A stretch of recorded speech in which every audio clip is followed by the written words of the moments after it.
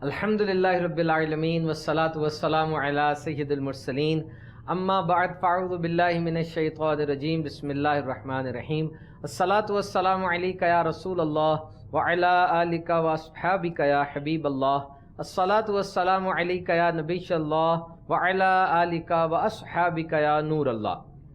سرکار مدینہ صلی اللہ تعالی علیہ وسلم کا فرمان برکت نشان ہے، اے لوگو، بے شک بروز قیامت اس کی دہشتوں اور حساب کتاب سے جلد نجات پانے والا شخص وہ ہوگا جس نے تم میں سے مجھ پر دنیا کے اندر بکثرت درود شریف پڑھے ہوں گے۔ صلو علی الحبیب صلی اللہ تعالی علی محمد۔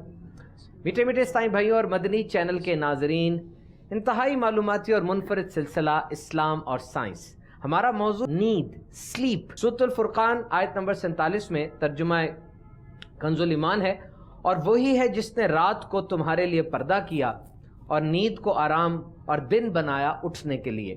تفسیر صراط الجنان میں شیخ الحدیث و تفسیر مفتی قاسم صاحب دامت برکاتہم العالیہ اس کی تفسیر فرماتے ہیں، اللہ وہی ہے جس نے رات کو تمہارے لیے اپنی تاریکی سے سب کچھ ڈھانپ دینے والا پردہ اور نیند کو تمہارے بدنوں کے لیے راحت اور کام کاج چھوڑ دینے کا وقت بنایا، اور دن کو نیند سے اٹھنے کے لیے بنایا تاکہ تم دن میں روزی تلاش کرو اور کام کاج میں مشغول ہو جاؤ۔ کبھی کبھار ایسا ہوتا ہے کہ ہم پڑھ رہے ہیں یا کوئی کام کر رہے ہیں اور سارا بوجھ ایک ٹانگ پر ہے، اچانک پانی پینے کے لیے اٹھے اور ایسا محسوس ہوا جیسے پاؤں میں سوئیاں چبھ رہی ہیں۔ ایسے موقع پر کہا جاتا ہے کہ پاؤں سو گیا ہے، فٹ ہیز فالن سلیپ۔ کیا اس کی کیا وجہ ہے؟ رات کو پاؤں صحیح طرح نہیں سویا تھا، ایسی تو بات نہیں ہوگی۔ اس کے لیے میڈیکل سائنس میں ٹرم ہے پیرستھیزیا، پیرستھیزیا اس کو کہا جاتا ہے۔ اور یہ جو پاؤں سو جاتا ہے، در حقیقت وہاں پر خون کی روانی متاثر ہوتی ہے، یہ نروز کی وجہ سے ہوتا ہے۔ ڈاکٹر اسامہ اور ڈاکٹر ثاقب ہمارے ساتھ موجود ہیں، ان سے یہاں پہ رہنمائی لیتے ہیں کہ ڈاکٹر صاحب پیرستھیزیا کی در حقیقت وجہ کیا ہوتی ہے، یہ جو پاؤں اور ہاتھ سو جاتے ہیں اور سوئیاں چبھتی ہیں؟ بیسیکلی ہوتا یہ ہے کہ ہمارے جسم کے اندر اللہ تعالیٰ عز و جل نے ایک نظام ایسے بنایا ہے کہ ہمارے مسلز ہیں جن کو ہم پٹھے کہتے ہیں، جن کے ذریعے ہماری موومنٹس ہوتی ہیں، حرکات ہوتی ہیں، ان کی جو کنٹرول ہے وہ نروز کے ذریعے ہوتا ہے، جن کو اعصاب کہا جاتا ہے۔ تو ہر مسل کو، ہر پٹھے کو اعصاب یعنی کہ نروز جو ہیں وہ سپلائی کر رہی ہوتی ہیں۔ تو ہماری ٹانگ کے اندر ایک میجر نرو ہوتی ہے، ایک بڑی نرو ہے، اس سے پھر آگے اس کی برانچز نکلتی ہیں۔ تو جب ہم کسی ایک خاص پوسچر میں بیٹھے رہتے ہیں اور ہمیں اس اندازہ نہیں ہوتا تو وہ نرو کمپریس ہو جاتی ہے۔ جب اس کے اوپر دباؤ پڑتا ہے تو کچھ دیر کے لیے وہ اپنا کام کرنا جو ہے نا وہ کم کر دیتی ہے یا اس کو چھوڑ دیتی ہے۔ جب وہ اپنا کام کرنا بند کر دے گی یا چھوڑ دے گی تو اس کی وجہ سے جو ہمارے مسلز ہیں، جو ہمارے پٹھے ہیں ٹانگوں کے، تو وہ حرکت کرنا کچھ دیر کے لیے ہمارے لیے مشکل ہو جائے گا۔ پھر ظاہر سی بات ہے جب ہم اپنا پوسچر چینج کرتے ہیں، جیسے ہم بیٹھے ہوئے تھے اب اٹھ کر کھڑے ہو گئے، تو وہ نرو جو کمپریس ہوئی تھی وہ دوبارہ سے اپنی نارمل شکل پہ آنا شروع ہو جاتی ہے، اور اس کی وجہ سے اس کا نرو کی جو بلڈ سپلائی ہے، نرو کو بھی بلڈ سپلائی ہوتی ہے، تو وہ جب نارمل ہوگی تو اپنے وہ نارمل فنکشننگ کے اندر آ جائے گی۔ تھوڑا سا اس کو یوں اگر سمجھ لیا جائے مثال کے ذریعے کہ پورے گھر کے اندر جس طرح بجلی کی تاروں کا ایک جال بچھا ہوتا ہے اور وہ سپلائی ہو رہی ہوتی ہے بجلی کی، اسی طرح ہمارے جسم میں نروز کا ایک جال بچھا ہوا ہے بالکل، اور جس طریقے سے ان ساری تاروں کا جو ایک رشتہ ہے وہ بجلی کے میٹر کے ساتھ ہوتا ہے یا مین شو کے ساتھ ہوتا ہے، تو ہماری ساری نروز کا جو رشتہ ہے وہ دماغ کے ساتھ ہے۔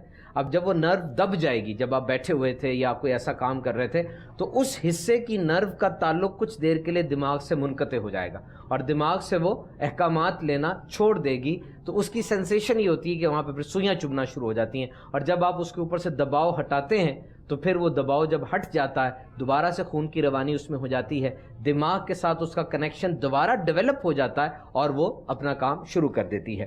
میرے میٹھے اسلامی بھائیوں اور مدنی چینل کے ناظرین، آئیے اب ایک انتہائی دلچسپ سوال کی طرف چلتے ہیں کہ کیا جانور بھی سوتے ہیں، اور خاص طور پہ مچھلیاں جو کہ پانی کے اندر ہوتی ہیں، کیا انہیں بھی نیند آتی ہے؟ دیکھیے، انسیکٹس ڈو نیڈ ریسٹ۔ آرام تو ایک جسم کو چاہیے، but with different styles, there is a different style for the insects. اس کیفیت کو کیڑوں میں ٹارپر کہا جاتا ہے، TORPOR، اور یہ ٹارپر ایک ایسی کیفیت ہے جس میں کیڑا بالکل سٹل یعنی ساکت حالت میں ہو جاتا ہے اور ارد گرد کی چیزوں سے کوئی اثر نہیں لیتا. No response to the stimuli. مثال کے طور پہ کیڑا جا رہا ہو, ہم تھوڑا سا ٹیپ کریں, وہ ایک دم پیچھے بھاگتا ہے, لیکن اگر اس کیفیت میں ہوگا تو وہ اسٹیمولی کا اثر نہیں لے گا.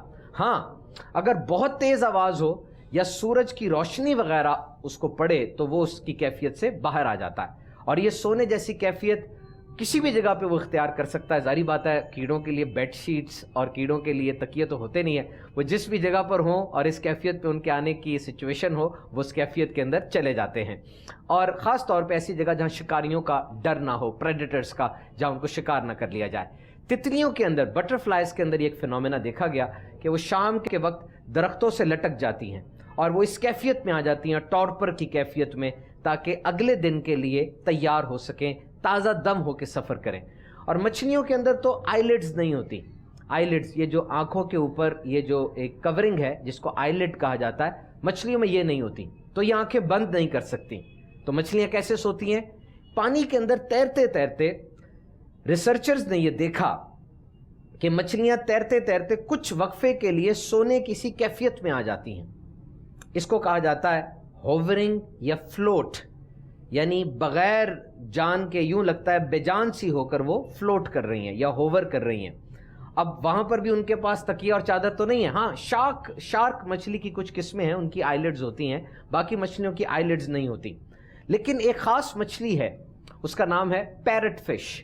وہ سونے سے پہلے ایک جیلی کی طرح کا سبسٹینس کریٹ کرتی ہے, ایکسکریٹ کرتی ہے, منہ سے نکالتی ہے جیلی کی طرح کا. اب وہ جیلی کی طرح کا جو سبسٹینس ہے وہ اس کا تکیہ بن جاتا ہے اور وہ اس کے اوپر پھر آرام کرتی ہے. کچھ جانور کھڑے کھڑے سوتے ہیں, جن میں فلیمنگوز ہیں, کرینز ہیں, بگلے جن کو کہا جاتا ہے ایک ٹانگ پہ کھڑے کھڑے سو جاتے ہیں. تو بہرحال یہ اللہ تعالیٰ کی نشانیاں ہیں. ڈاکٹر صاحب سے ہم یہ پوچھتے ہیں کہ ڈاکٹر صاحب دیکھیے سونے کے انداز ہیں, ایک انسان سوتا ہے, جانور بھی سوتا ہے, اس کو بھی ریسٹ چاہیے, کیا ڈفرینشیٹ کریں گے ان دونوں کے درمیان آپ؟ دیکھیں بیسیکلی جو بھی جاندار ہے اس کو اپنی زندگی کے اندر کچھ نہ کچھ ریسٹ چاہیے ہوتا ہے. سلیپ جو ہے بیسیکلی یہ ہماری باڈی کے بہت سارے جو ایسے کام ہیں دن کے اندر ہم نے کیے ہیں تو ان کی ریکوری اور اس سارے معاملات کے لیے ضروری ہوتی ہے. تو جانوروں کے اندر بھی یہ سسٹم اللہ تعالیٰ نے رکھا ہے, لیکن ہر جانور کا سونے کا, نیند کا انداز مختلف ہوتا ہے. جیسے ابھی آپ نے مچھلیوں کی بات کی, بگلوں کی بات کی, اسی طرح ہمارے پاس کچھ ایسے اور بھی جانور ہیں جیسے زرافہ ہے, تو وہ بھی بیٹھتا نہیں ہے, وہ بھی اسی طرح سے اپنا اس کا ایک انداز ہے. تو مگر ایک جو بیسکس ہیں کہ سلیپ کا جو پرپز ہے اور سلیپ کا جو میکینزم ہے وہ ساری کی ساری چیزیں جو ہے نا وہ اسی طرح باقی ہیں. یعنی انسان کا دماغ ڈیولپ زیادہ ہے, اس کے پروجیکٹس زیادہ ہیں, کام زیادہ ہیں, سوچنے کا معیار زیادہ ہے, اور جانوروں کو جتنی نیند چاہیے قدرتی طور پہ وہ اس طریقے سے پوری کر لیتے ہیں. آئیے اپنے سلسلے کو نیند کے حوالے سے آگے بڑھاتے ہیں. ایک چیز ہے ڈاکٹر صاحب, اسے کہتے ہیں سلیپ پیرالسس, یعنی سونے کے دوران پٹھوں کا منجمد ہو جانا یا جم جانا یا درد شروع ہو جانا. کبھی کبھار ایسا بھی ہوتا ہے کہ انسان کسی خاص پوز پہ سویا ہوتا ہے, پھر جب اس کی آنکھ کھلتی ہے تو وہ اپنے جسم کو حرکت نہیں دے سکتا, چیخیں نکل جاتی ہیں. اس کی کیا وجہ ہوتی ہے؟ انسان جب یا تو سونے کی طرف جا رہا ہو, ابھی جاگ رہا تھا, ابھی وہ لیٹا ہے, ابھی وہ سو رہا ہے, یعنی کہ ویکفulness سے سلیپ کی طرف جا رہا ہے, جاگنے کے عمل سے سونے کی طرف جا رہا ہے. اس دوران اس کو کوئی ڈسٹربنس ہوئی, وہ جاگ گیا, دوبارہ سے سلیپ میں جاتے جاتے جاگ گیا ہے, تو اس وقت یہ ہو سکتا ہے. یا پھر ابھی وہ سو رہا تھا اور سوتے سوتے اچانک سے وہ جاگا. اب جب وہ جاگا ہے تو وہ اس کو محسوس ہو رہا ہے کہ میں اپنے ہاتھ پاؤں نہیں ہلا پا رہا, میں بول نہیں پا رہا. یہ جو کیفیت ہوتی ہے یہ چند سیکنڈز کے لیے بھی ہو سکتی ہے, یہ چند منٹس کے لیے بھی ہو سکتی ہے, آدھے گھنٹے کے لیے بھی ہو سکتی ہے. اس کا میکینزم اس طرح سے ہوتا ہے کہ جب جاگنے سے آپ سونے کی طرف جا رہے ہیں تو اس وقت جب سٹیج آتی ہے ریم سلیپ کی, اس وقت آپ کا مائنڈ تو ایکٹیو ہو جاتا ہے لیکن باڈی ساری سو جاتی ہے, مسلس کی ٹون ختم ہو جاتی ہے, ان کی موومنٹ ختم ہو جاتی ہے. تو اس وقت آپ کو کوئی ڈسٹرب کر دے گا, آپ اٹھ جائیں گے تو آپ اپنے آپ کو ایسا فیل کریں گے کہ میں کچھ موو نہیں کر پا رہا. اسی طرح جب آپ سو رہے تھے, آپ کی ریم سلیپ کی سٹیج چل رہی تھی, اس طرح آپ کو اچانک سے کسی وجہ سے جگا دیا گیا ہے, کوئی شور ہوا ہے, کوئی ڈسٹربنس ہوئی ہے, تو اس میں بھی ایک مائنڈ آپ کا چونکہ اس وقت ایکٹیو ہے اور باڈی اس وقت اب ایک سلیپ کے اندر ہے, مسلز آپ کے موو نہیں کر پائیں گے. اب یہ سٹیج کچھ منٹس کے لیے یا کچھ آدھے گھنٹے کے لیے ہو سکتی ہے, مگر اس میں کوئی ایسی پریشانی کی بات نہیں, نہ ہی صرف کوئی بیماری بھی نہیں, ہم اس کو کہتے ہیں. جب تک اس کی وجہ سے آپ کو مطلب اتنی زیادہ انزائٹی یا ڈپریشن میں نہ آپ چلے جائیں کہ آپ کی سلیپ ویسے ہی آپ کو سونے سے ہی اب گھبرانے لگیں کہ میں سوؤں گا تو پھر یہ مسئلہ ہو جائے گا. تو اس صورت میں آپ کو کسی ماہر نفسیات کو دکھانے کی ضرورت پڑ سکتی ہے. ادروائز یہ ایک نارمل چیز ہے, ایسا نارمل انسانوں کو ہو سکتا ہے, اس میں کوئی پریشانی کی بات نہیں. سونے کے دوران اگر سونے کے بعد فوراً آپ کے پٹھوں میں کھچاؤ محسوس ہو یا اکڑاہٹ سی محسوس ہو تو اس کو تھوڑا سا ویٹ کریں, یہ کیفیت وارڈ آف ہو جائے گی. ڈاکٹر صاحب اس کے علاوہ ایک اور بات یہ ہے کہ بیماری کے دوران نیند بڑی ڈسٹرب ہو جاتی ہے. مثال کے طور پہ بخار چڑھا ہو تو نیند تو ویسے نہیں آئے گی, بخار چڑھا ہوا تو نیند نہیں آئے گی. اسی طرح کچھ لوگوں کو بیمار ہو جاتے ہیں, کوئی کرونک النس ہے, فار ایگزامپل اس کو پیرالسس ہے, فالج ہو گیا, اس کو پرانی بیماری کوئی چل رہی ہے, اس کا نہ کوئی سائیکل بن پائے گا, نہ دن کا پتہ نہ رات کا پتہ. تو ایسے مریض کے بارے میں کیا آپ کہیں گے؟ کیا ایسے مریض کی نیند کی کوئی کمپنسیشن ہے یا پھر جیسا چل رہا ہے ویسے چلنے دیا جائے؟ ابھی ڈپینڈ کرتا ہے کہ بیماری کون سی ہے, کہ کس نیند کس طرح سے ڈسٹرب ہو رہی ہے. اب بعض اوقات ہوتا ہے کہ ایسی بیماری ہوتی ہے کہ انسان ذہنی طور پہ اس کا بہت زیادہ ٹینشن لے لیتا ہے, بہت زیادہ اس کا دباؤ لے لیتا ہے, جس کی وجہ سے وہ ذہنی ٹینشن اور دباؤ کی وجہ سے اس کا نیند کا سائیکل جو ڈسٹرب ہو جاتا ہے.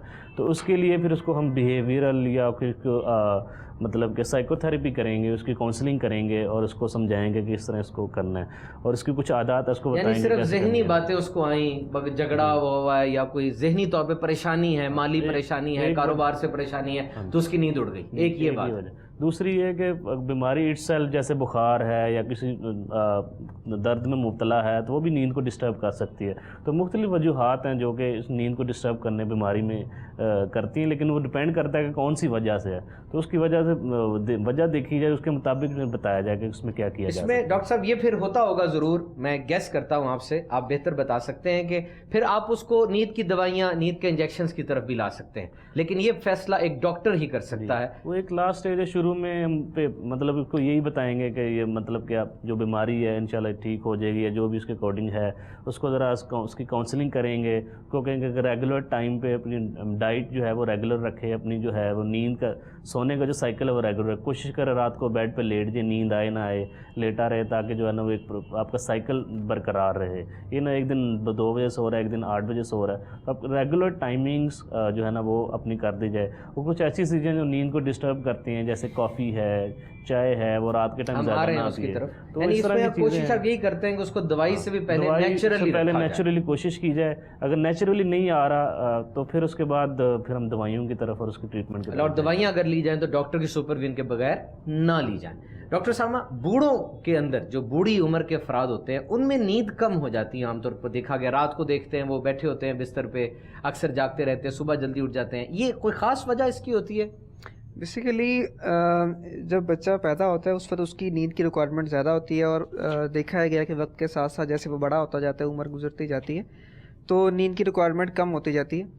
بیسیکلی بڑھاپے کے اندر چونکہ ایک میموری کی جو کنسولیڈیشن والا فیز ہے, وہ جو کام ہے وہ کم ہو جاتا ہے.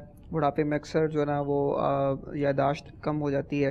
تو بیسیکلی نیند کے دوران جو ہماری میموری کی کنسولیڈیشن ہونی ہے, وہ سارا کچھ ہونا ہے, وہ چونکہ وہ بڑھاپے کے اندر وہ چیزیں نہیں ہو رہی, تو اس کی وجہ سے آپ کی جو سلیپ ہے وہ کم ہو جاتی ہے. پھر چونکہ ایک ہم نے گروتھ کا پڑھا تھا کہ بچپن کے اندر جو گروتھ والا ایلیمنٹ ہوتا ہے اس وجہ سے سلیپ کی ریکوائرمنٹ زیادہ ہوتی ہے. پھر بڑھاپے کے اندر چونکہ وہ بھی کم ہو گئے, اور باڈی گرو تو نہیں کری بلکہ آہستہ آہستہ وہ ڈیٹیریٹ ہو رہی ہے, تو اس میں آپ کی نیند کی جو ریکوائرمنٹ ہے وہ بھی کم ہو جاتی ہے. تو اس طرح سے یہ ایک نیچرل سائیکل ہے کہ جہاں پر آپ کو گروتھ کی ضرورت ہے, جہاں پہ میموری ابھی بلڈ اپ کرنے کی ضرورت ہے, وہاں پہ نیند بھی زیادہ ہے. پھر آہستہ سے جب اس کی ریکوائرمنٹ کم ہوتی جا رہی ہے, پھر نیند بھی کم ہوتی جا رہی ہے. ڈاکٹر صاحب, ہم اپنے سلسلے کے آخری اور مین ٹاپک کی طرف چلتے ہیں, وہ یہ کہ our body requires a good body schedule, so we should maintain a consistent body schedule. یعنی ایک خاص جدول ہونا چاہیے کب سونا ہے, کب جاگنا ہے, اور وہ چیزیں, وہ کام جو سونے سے پہلے نہیں کرنے چاہیے اور وہ کام جو سونے سے پہلے کرنے چاہیے, ان کے اوپر بات کرتے ہیں. لیکن یہ پہلے آپ دیکھ لیں کہ لوگ عام طور پہ ڈائٹ کے اوپر, ایکسرسائز ورک آؤٹ کے اوپر بہت کوشش کرتے ہیں, ان کے ٹیوٹوریلز بھی لیتے ہیں, ایسی کلاسز لیتے ہیں جہاں پر جا کے ان کو ایکسرسائز کیا کرنی ہے باڈی کے لیے, ڈائٹ پیٹرن کیا کرنا ہے, نیوٹریشنسٹ سے ڈسکس بھی کریں گے. اگر کسی چیز کی توجہ نہیں دی جاتی تو نیند کی طرف نہیں دی جاتی, نیند کی طرف توجہ دینی چاہیے. اب جو عوامل ہم ڈسکس کریں گے یہ بہت اہم ہے, کوشش کیجئے ان کو غور سے سنیں اور ان کو مد نظر رکھیے کہ سونے سے پہلے مجھے یہ کام کرنے ہیں اور یہ کام نہیں کرنے. سب سے پہلے, caffeine forces your body to stay awake and it disturbs your slip. Caffeine का इस्तेमाल नींद में मसाइल पैदा कर सकता है, सोने में मुश्किल हो सकती है। कोशिश कीजिए सोने से पहले कैफ़ीन का इस्तेमाल ना करें। डॉक्टर साहब, कैफ़ीन किस किस खाने के अंदर मौजूद होती है? कैफ़ीन जो सबसे ज़्यादा मकदार में पाई जाती है वो कॉफ़ी के अंदर, चाय के अंदर, जो कोल्ड ड्रिंक्स होते हैं इनके अंदर जो है ना ज़्यादा। तो कितनी देर पहले ये छोड़ दिया जाए जो गाइडलाइन हमने पढ़ी? इसमें ये है कि शाम के करीब यानी 4-5 बजे के बाद कुछ भी ना लीजिए। अगर आप रात को 8-9 बजे सोना चाह रहे हैं तो 4 बजे के बाद कुछ भी ना लीजिए। 4 से 5 घंटे, 5 से 6 घंटे का वक्फा है ना रखना चाहिए। कैफ़ीन का वक्फा रखा जाए, यानी कि आप दोपहर को चाय पी लें तो ओके, लेकिन शाम को कोशिश करें कि शाम को खाने के बाद या शाम को आप चाय इस तरह की चीज़ें ना लें ताकि आपकी नींद को डिस्टर्बेंस ना हो। और इसके साथ ही अगर पेट भरा होगा तो इससे भी स्लीप साइकिल या सोने के औकात मुतासिर हो सकते हैं। Never go to bed with full stomach.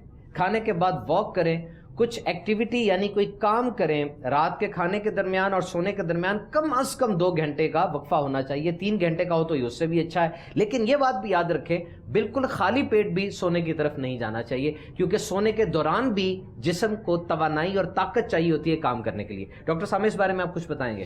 Basically जो रात के वक्त हाइपोग्लाइसीमिया जिसे हम कहते हैं कि शुगर का लो हो जाना, बाज़ दफ़ा ये होता है कि आप सोए होते हैं, अचानक पट्ठा टांग का खिंच जाता है या बॉडी के किसी और हिस्से का पट्ठा खिंच जाता है, जिसको हम कहते हैं कि मसल क्रैम्प्स पड़ जाते हैं हाइपोग्लाइसीमिया की वजह से। तो ये चीज़ें हो सकती हैं कि आपने रात का खाना ओमिट कर दिया, रात का खाना नहीं खाया, दोपहर से खाना खाया हुआ है, तो वो जो आपकी वो एनर्जी रिक्वायरमेंट थी वो पूरी नहीं हुई है, वो ख़त्म हो रही है।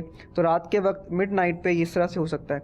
और ख़ास तौर पे जो शुगर के मरीज़ हैं उनमें चूँकि रात के वक्त भी शुगर की दवाई वो खाते हैं, तो उस वक्त अगर वो अपनी डाइट जिस रिदम पे वो चला रहे हैं अगर उससे कम कर देते हैं सडनली, तो रात के वक्त चूँकि दवाई तो उन्होंने कम नहीं की मगर उन्होंने डाइट अपनी उस वाले से कम कर दी है, तो हाइपोग्लाइसीमिया हो सकता है, इसलिए क्रैम्प्स हो सकते हैं। तो इसलिए खाने से रात को सोने से 2 घंटे पहले खाना खा लें ताकि वो जो आपने खाया वो डाइजेस्ट हो जाए और बॉडी का पार्ट बन जाए और सुबह तक के लिए वो किफ़ायत कर जाए। और ये हदीस पाक में भी रात के खाने की तरगीब हमें मिलती है। आम तौर पे मदनी चैनल के नाजरीन, सुबह का नाश्ता लापरवाही से किया जाता है, बिल्कुल कुछ थोड़ा सा टोस्ट खा लिया, कुछ खा के निकल गए। दोपहर के खाने पर भी तवज्जो होती है, लेकिन चूँकि रूटीन होती है प्रोफेशनल बंदे की, स्टूडेंट्स वगैरह की, उस पर भी इतनी तवज्जो नहीं होती। रात के खाने के ऊपर बहुत ज़्यादा एहतमाम किया जाता है, रात को अच्छा खाना पकाया जाता है, ज़्यादा खाने की कोशिश की जाती है, जबकि मेडिकल साइंस में ये रूटीन बिल्कुल उल्टी है कि सुबह का नाश्ता बेहतरीन करना चाहिए क्योंकि सारे दिन उसने यूज़ होना है, दोपहर का खाना उससे कम और रात का खाना वो बिल्कुल मॉडरेट और मुनासिब होना चाहिए। बहरहाल अफरात और तफरीद दोनों से बचना चाहिए। अगला मदनी फूल हम डिस्कस करेंगे, keep your bedroom quiet and dark. Melatonin ये वो हार्मोन है जो सोने में मदद देता है। ये जो मेलाटोनिन हार्मोन है ये डार्क में जब आंख ये महसूस करती है कि अंधेरा हो गया है तो ये एक्सक्रीट होता है। रोशनी वाली और शोर वाली जगह पर सोना भी नींद को मुतासिर कर सकता है। एक्सरसाइज जिस्म और दिमाग के लिए बहुत ज़रूरी है। हल्की फुल्की एक्सरसाइज सोने से कबल की जाए तो बहुत अच्छा है, लेकिन बहुत ज़्यादा सख्त एक्सरसाइज नहीं करनी चाहिए। सोने से पहले हार्श एक्सरसाइज ना की जाए। Intake of beverages before sleeping, सोने से पहले पानी, जूसेस का इस्तेमाल ये भी नहीं करना चाहिए, बिल्कुल सोने से पहले नहीं करना चाहिए। कुछ देर पहले कर लें तो हर्ज नहीं है। क्या फरमाते हैं डॉक्टर साहब इसके अंदर, ये जो पानी और दीगर जूसेस का इस्तेमाल सोने से पहले? इसमें यही है कि आप पानी का इस्तेमाल अगर ज़्यादा करेंगे, जूसेस का इस्तेमाल ज़्यादा करेंगे तो मतलब कि बड़ों में तो ये होगा कि उसमें नींद डिस्टर्ब होगी कि आपको मतलब कि वाशरूम जाने के लिए उठना पड़ेगा, अपने एक से 2-3 दफ़ा भी उठना पड़ सकता है, तो उसका आपका नींद का साइकिल भी डिस्टर्ब हो जाएगा, आपकी नींद भी पूरी नहीं होगी। और छोटे बच्चों में अगर ये मतलब कि 5 साल से कम बच्चों में अगर ये किया जाए या 5 साल से ज़्यादा बच्चों में किया जाए तो बच्चों में बेसिकली फिर रात को वो बेड से उठते भी नहीं हैं, फिर बेड को भी वो गीला कर सकते हैं। तो इस वजह से ये ज़रूरी है कि रात को जो लिमिट किया जाए ताकि आपकी नींद को कोई फ़र्क ना पड़े और इतनी शिद्दत ना ऐसी महसूस हो कि नींद टूटे और फिर दोबारा रीगेन करना मुश्किल हो जाए। मदनी चैनल के नाजरीन, बिस्तर, मैट्रेस, तकिया ये भी सोने में अहम किरदार अदा करते हैं। अब ये जो बिस्तर और मैट्रेस और तकिया, इसके बारे में मैंने एक बड़ी हैरान कुन रिसर्च पढ़ी, मैं आपसे भी शेयर करता हूँ कि ये बिस्तर और मैट्रेस ये क्या चीज़ें होती हैं। बिस्तर पर मौजूद बेड शीट्स, जो बेड शीट होती है, ये कब तब्दील की जाती है? डॉक्टर एक्करली लिखते हैं, इंसान के जिस्म के आधा औंस जिल्द के खलिए सोने के दौरान बिस्तर पर गिर जाते हैं। इसके अलावा दीगर जरासीम भी बेड शीट के ऊपर अपनी कॉलोनीज या घर बना लेते हैं और गर्म نمی والی آب و ہوا دیگر چھوٹے چھوٹے جانوروں کے لیے ایک آئیڈیل جگہ بن جاتی ہے. اور ایک اوسطن بستر کے اوپر 10 ملین جراثیم ہوتے ہیں. 1 ملین 10 لاکھ کا ہے. سوچئے اس سے کتنی بیماریاں اور الرجیز ہو سکتی ہیں. ڈاکٹر صاحب اس بارے میں آپ کیا فرمائیں گے؟ یہ ایک حیران کن ریسرچ ہے ہمارے لیے. کیا کیا جائے؟ دیکھیے بیسیکلی سمپل سی بات ہے, بیڈ شیٹ کو چینج کیا جائے ریگولرلی. سب سے پہلے تو یہی حل ہے, بیڈ شیٹ کو چینج کیا جائے, کہ کوشش کریں کہ اس کو ہفتے میں کم از کم 2 سے 3 مرتبہ ایٹ لیسٹ اس کو چینج کر لیجیے. بہتر یہ ہے کہ آپ اس کو جتنی فریکوینٹلی چینج کر سکیں وہ بہتر ہے. اس والے سے میں ڈاکٹر ہونے کے ناطے یہ ضرور کہنا چاہوں گا کہ ہمارے پاس ہاسپٹلس میں خاص طور پہ جہاں پہ مختلف قسم کے پیشنٹس ہوتے ہیں, بیڈ شیٹ پہ پیشنٹ کا بلڈ گر جاتا ہے, بعض پیشنٹس کا یورین پیشاب گر جاتا ہے, بعض پیشنٹس کی جو ہے نا وہ ریشہ وغیرہ گر جاتا ہے, تو اس طرح سے وہ بیڈ شیٹس میں زیادہ جراثیم ہوتے ہیں. تو ہمارے یہاں بعض دفعہ یہ ہوتا ہے کہ ہاسپٹل سے پیشنٹس جو ہے نا جب ہم ان کو ڈسچارج کرتے ہیں تو وہ انسسٹ کر رہے ہوتے ہیں کہ ہمیں کچھ دیر اور ہاسپٹل میں جو ہے نا رہنے دیا جائے, حالانکہ اس وقت ان کی کوئی ضرورت نہیں ہوتی.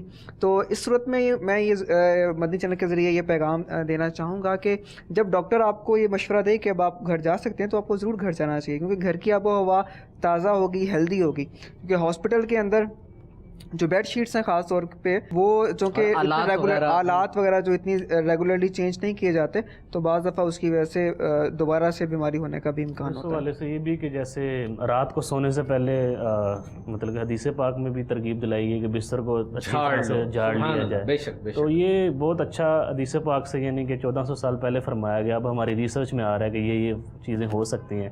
تو سب سے بہترین حل یہی کہ رات کو سونے سے پہلے بستر کو اچھی طرح سے 3 دفعہ جھاڑ لیا جائے. سنت پہ بھی عمل ہو جائے گا. اور یہ جو نہ نظر آنے والے آرگنزمز اور بیکٹیریاز ہیں, اس کے ساتھ کوئی اور بھی ایسا جاندار بیچ میں ہو سکتا ہے, کوئی کیڑا ہو سکتا ہے کہ جھاڑنے کی برکت سے وہ کیڑا وارڈ آف ہو جائے گا. تو یہ اپنی بیڈ شیٹس کو یہ ضرور چینج کریں, یہ ہر طرح سے فائدہ مند ہے.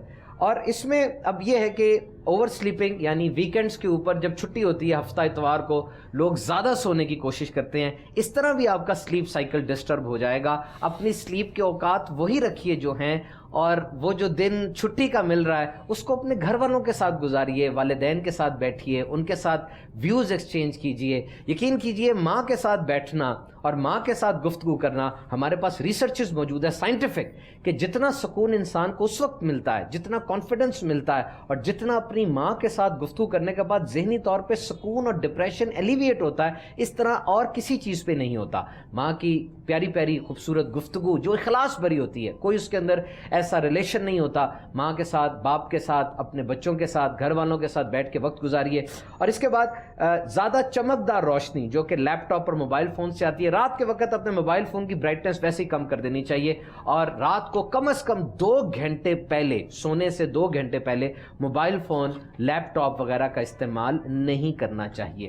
اور سونے کا ایک بہترین طریقہ یہ کتابیں پڑھیں, بہت بہترین طریقہ ہے. ریڈ اے بک, کوئی ہارڈ کاپی بک فارم میں, یعنی جو کتاب ہوتی ہے اس کتاب کو اٹھائیں, اس کتاب کو پڑھیں. دعوت اسلامی کا اشاعتی ادارہ پبلشنگ ڈپارٹمنٹ آف دعوت اسلامی مکتبۃ المدینہ بہت ہی کوالٹی بکس شائع کرتا ہے. Assorted topics, deep checks, excellent publishing, بہترین کاغذ ہوتا ہے, بہت زیادہ اس کی انویسٹیگیشن کی جاتی ہے, تفتیش کے مراحل سے وہ گزرتی ہے, بڑے ہی دلچسپ اور مختلف موضوعات کے اوپر انتہائی بہترین چھپائی کے طور پہ یہ کتابیں ہمارے پاس موجود ہیں. ان کتابوں کو حاصل کریں.